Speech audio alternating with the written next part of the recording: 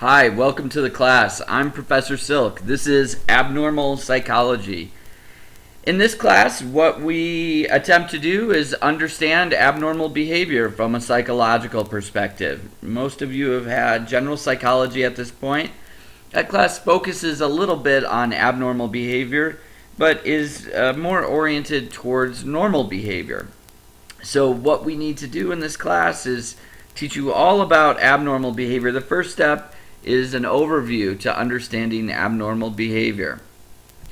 So the first question, do you think any of these behaviors would be abnormal?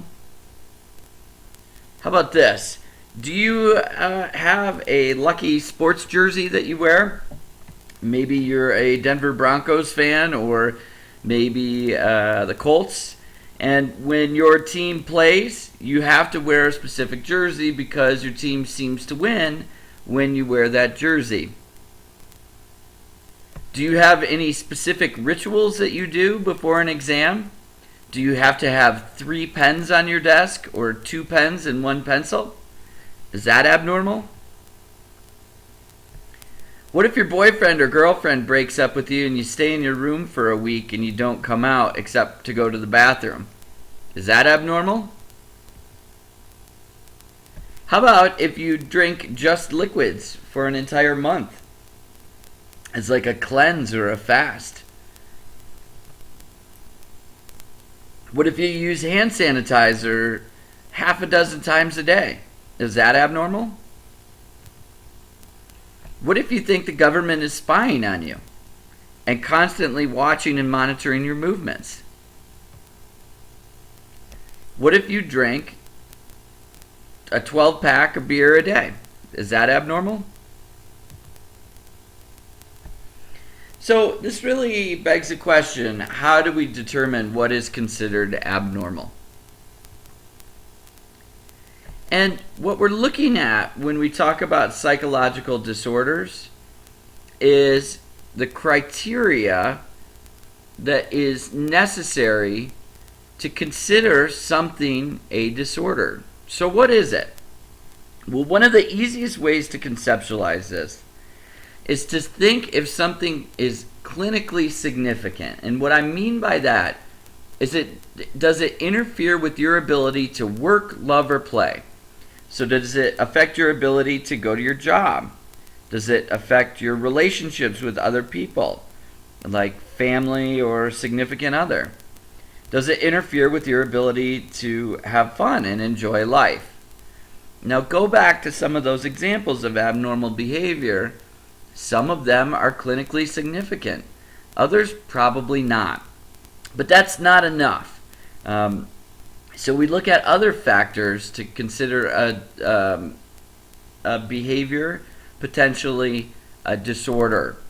One is distress. Does the disorder cause you distress? Does it make you feel bad? I'm sure all of you have experienced anxiety or depression at one point in time. Typically, that's not very fun.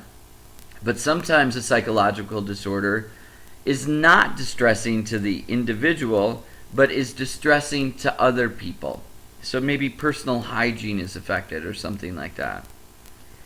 And we have to make sure that the behavior that we're looking at is not a socially acceptable response. So let's say grief. If after someone's died, the grieving process. Different cultures have very, very different grieving practices. And in some cultures, they may be considered abnormal, but to other cultures, they may be totally normal. So we like to think that there is something going on psychologically or biologically that is causing the disturbance. We'd like to know causality, but unfortunately, we don't know the cause of most psychological disorders. We have a lot of good ideas, but we don't really know. I mean, the decade of the brain was decades ago, and we still don't know. But researchers are trying to understand the cause of most psychological disorders from a biological perspective. but we can psychologically conceptualize what's going on with that individual. We'll talk about that later in the class. And we have to make sure that the behavior cannot be defined in terms of social rebellion or deviance.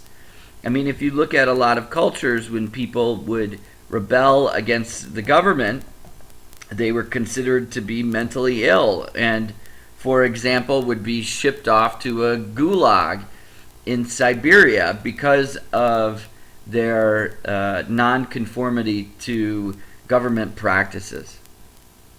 How about this one? Is this abnormal? Well, it looks like it hurts the guy. I'm sure he doesn't go around like that all the time. It may be distressing to you, but if we put it into a cultural context, it's totally normal. What about this? A little different. So think about those things that we talked about. Would this behavior interfere with this individual's ability to work, love, and play? Well, maybe not. I mean, what if this person's a tattoo artist and their spouse really is attracted to piercings and tattoos like this? What if they have tons of fun with their family? I mean, some of this might be distressing to you, but, you know, if you went to, like, I don't know, somewhere in California or something like that, Long Beach, this might not be quite as out of place. But it sure could be abnormal really quickly, and think about how it could get there. So a lot of times psychologists really focus on what is wrong with an individual. Actually, let's do a little exercise. So look at this picture right here. Quickly in your head, right now, look around, tell me all the things that are wrong with this scenario. Oh, you might notice the beer bottles on the table. What if I told you a little kid was living in this house and you were a psychologist that was determining like custody, making a custody recommendation for parental rights? You might look at that table and say, well, it's not an appropriate table. There seems to be stuff all around. If it was a little kid, maybe there's some aerosol cans here that the kid could get into, or these wires, they could pull this stuff down on top of them. There's all sorts of things that are potentially wrong with this scenario. Let me try and name a couple more. But there's a problem. And what I want you to think about is how easy it is to pick out what's wrong with a setting. All right? Now you did it there. This setting is relatively harmless. What about this? Can you tell me what's wrong there? Yeah, it's pretty obvious. But we've got a problem in psychology, in that psychologists oftentimes focus on the negatives instead of the positive things, or what's going right with the individual. And that's very, very, very important. I want you to always keep that in the back of your mind. So don't just focus on the negative. You got to focus on the positive as well, because you can't overcome weaknesses unless you have strengths to overcome them. And that's very, very important. Okay, so right now we're at a very interesting time. As I'm recording this right now, a new DSM, or Diagnostic and Statistical Manual, is scheduled to come out. And I should be out like literally today. So at the end of May, the American Psychiatric Association, and I want to say that again, it's the American Psychiatric Association, not Psychological Association, publishes a diagnostic manual of mental disorders. And this is like the Bible of psychology, or abnormal psychology specifically. This has all the different psychological disorders. That's what the cover of the DSM-4 uses. Because this class is right on the cusp, we're going to be kind of transitional, and your textbook does an excellent job covering both the DSM-4 and the changes that will be in the DSM-5. Unfortunately, next year we'll probably have to get a new textbook that will focus just on the DSM-5. And I want you to note that it'll be a number 5, not the Roman numeral 5. The only reason I can think of for that is that the American Psychiatric Association is not comfortable using Roman numerals beyond 4. That's a joke. I'm not really sure why. So, once you identify a psychological disorder in the DSM, we like to know what causes the disorder, what causes abnormal behavior. And what we do as psychologists is we look from a bio-psycho-social model. Now, this won't have the dashes in it typically, but I want you to see that it's a biological, psychological, and social conceptualization of the disorder. And that gives you a very thorough picture of what's going on. We don't want to limit ourselves in our conceptualization. We want a broad conceptualization. Now, abnormal psychology is not new. I mean, the field of psychology has only been around since really 1900 is when Sigmund Freud first started publishing. But a quote by Hermann Ebbinghaus is, "Psychology has a long past, but a relatively short history." And although modern psychology has only really been around for 113 years, abnormal psychology and psychological disorders have been around throughout human history. So some examples that we have that might indicate the first attempts to treat a psychological disorder would be well before modern era. So, I mean, thousands and thousands and thousands of years ago, skulls have been discovered that had a procedure called trephining or trepanning. I've heard both pronunciations. I think both of them would technically be correct. And what happened here was that there would be a surgery that was done where a hole was drilled into the skull. Now, this might have been a cure for a headache or a migraine or something like that, but these patients lived through this. And what other researchers suggest is that psychological disorders occurred in ancient civilization, and this was an attempt to cure a psychological disorder. Now, back then, people typically took a spiritual approach. And, you know, with the formation of religions, this became even more prominent. But a spiritual approach regards psychological disorders as being the product of possession by evil or demonic spirits.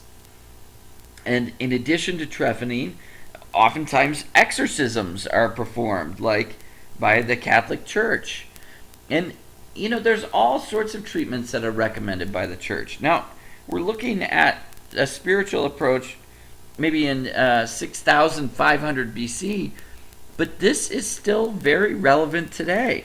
And a lot of my students say that psychological disorders are still the result of demons or spirits, or maybe God made you have that problem. So this is not an approach that was historically rooted. This is still a common belief from people today. The humanitarian approach views psychological disorders as a result of cruelty, stress, or poor living conditions. And the humanitarian approach really changed the way that people with psychological disorders were viewed.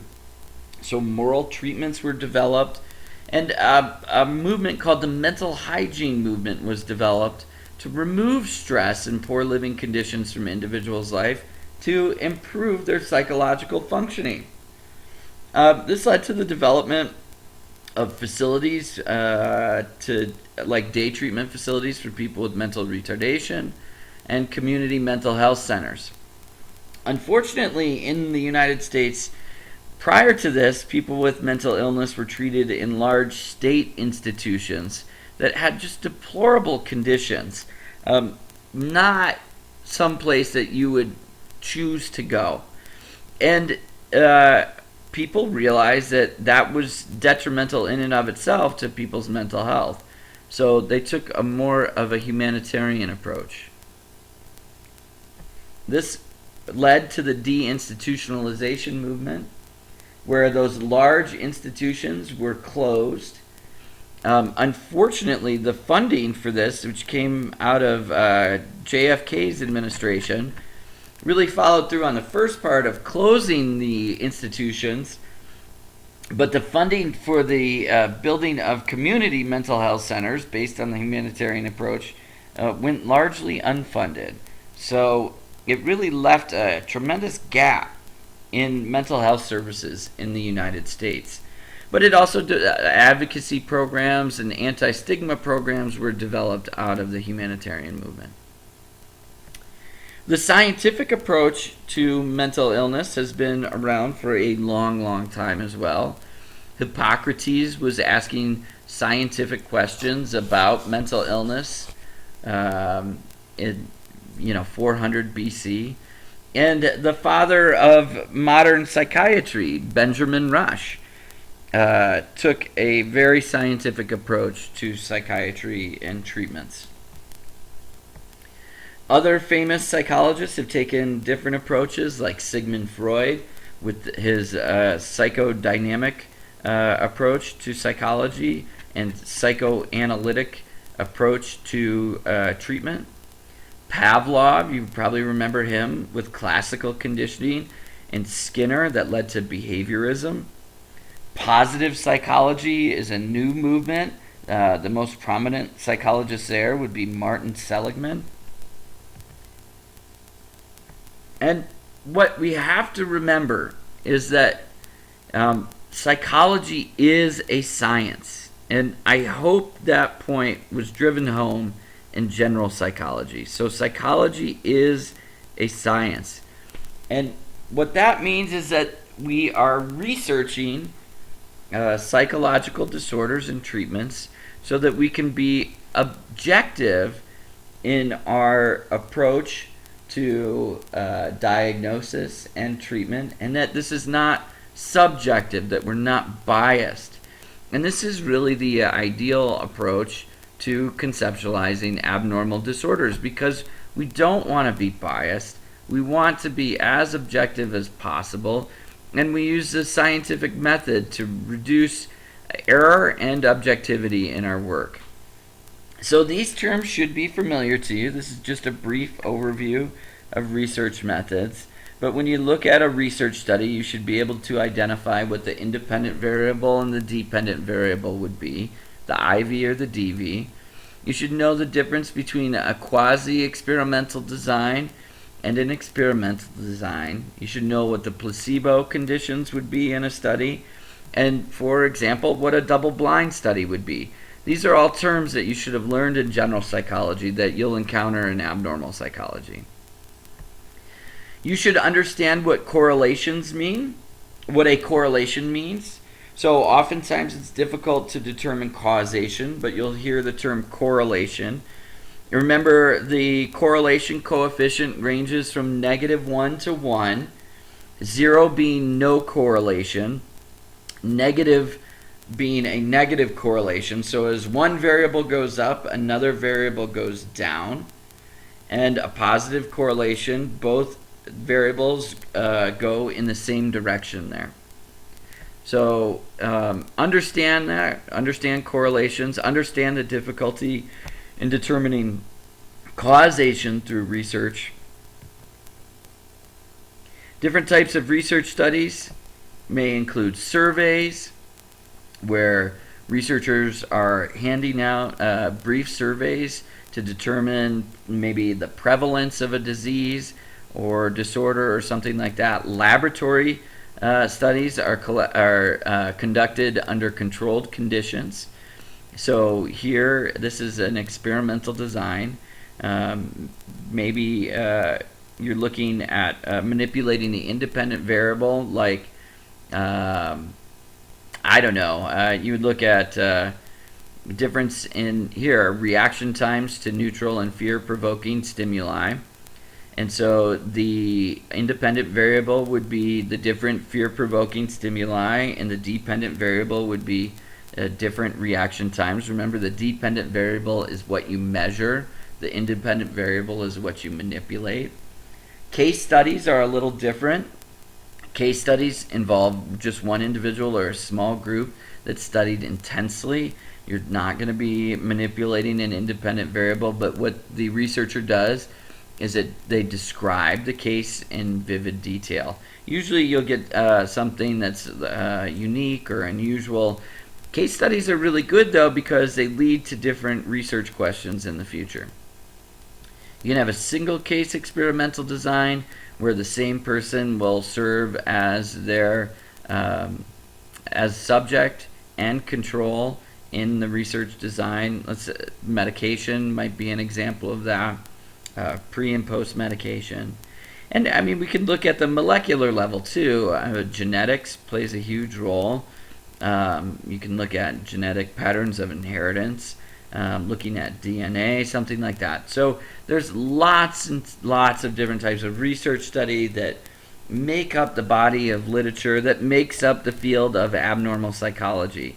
So although some of this is opinion-based, and you'll see that hopefully we focus more on the scientific research that has led to huge developments in the field of abnormal psychology.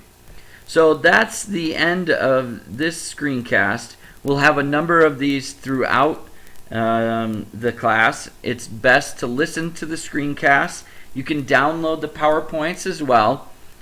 Typically the PowerPoints and the screencasts overlap pretty good, so you can take notes on the PowerPoint slides however you want to do it. But learn the information, read the textbook. You can read before or after, depending on how you learn, before or after the screencasts, and take notes as you would in a face-to-face lecture class. So I hope you find these screencasts helpful, and it adds a new dimension to your online education. And keep at it. We've got a lot of information to cover during the course of the semester.